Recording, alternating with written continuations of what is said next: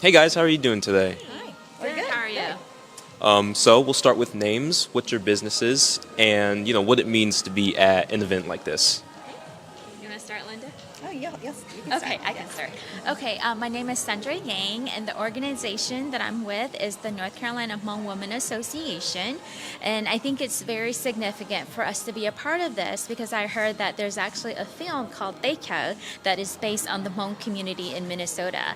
And I think that's really significant because reflecting on the Minnesota Hmong community, we're actually in North Carolina, and North Carolina actually has the fourth largest Hmong community across the nation. And I think having this film a part of this event really just signifies that North Carolina is very diverse in the Asian American community and diaspora, and just including a small community called the Hmong people in this event is very significant for our community. All right. Well, hello. I am Linda Yang, and I am here to support our North Carolina Hmong Women Association. Again, I'm also excited to be part of this event, and I agree with Sandra. There is a film centered around the Hmong farmers in America, primarily in Minnesota.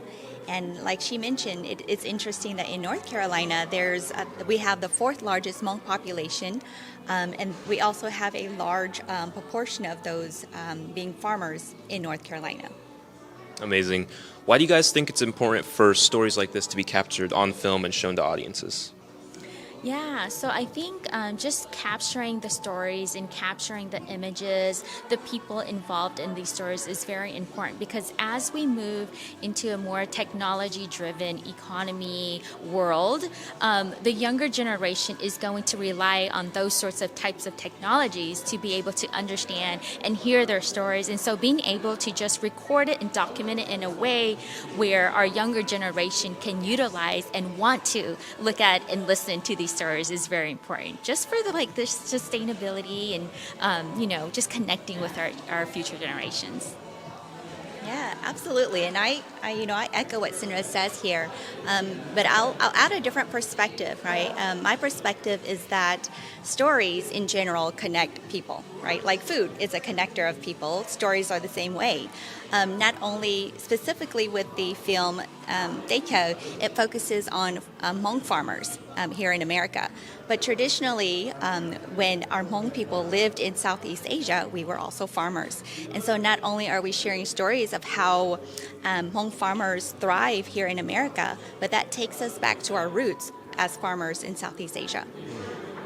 And what do you think the importance is of these Asian American stories being told nationwide? Because obviously you said Montana as well. These are happening in other places in North Carolina. So why here in Charlotte? What do you think is the importance of the local aspect?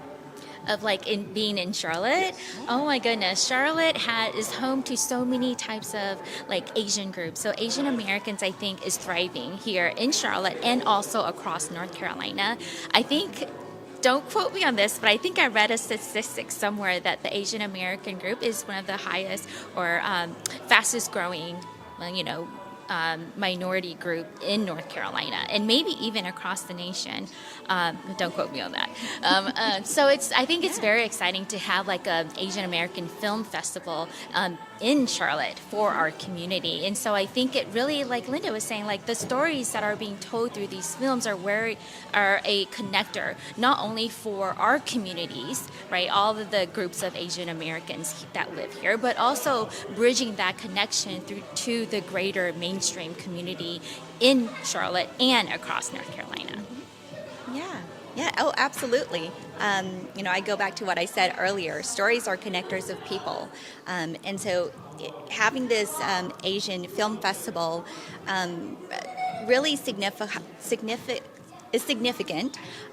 to show that the Charlotte community, the Charlotte metro area, and Mecklenburg County emphasizes inclusivity, ensuring that all people of diverse backgrounds are represented, and they're able to show up as their authentic self, contributing to the economy, contributing to the growth and progress of our community.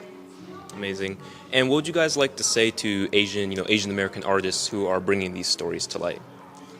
Oh my gosh. Thank you, first of all, for just taking the time and, taking the time and using your skills and your energies to be able to put together these stories and compile it in a way where it moves people.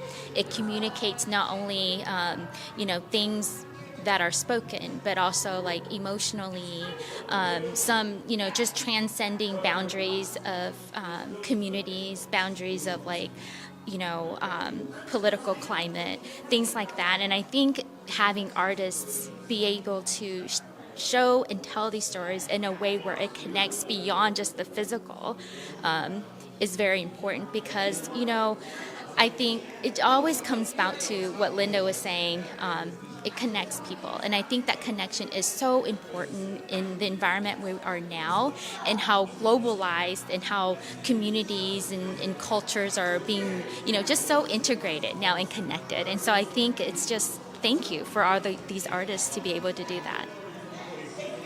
Yeah, absolutely. Thank you to the artists who are able to bring together content that transcends and communicate to different audiences. Yeah. Awesome. Thank you guys so much.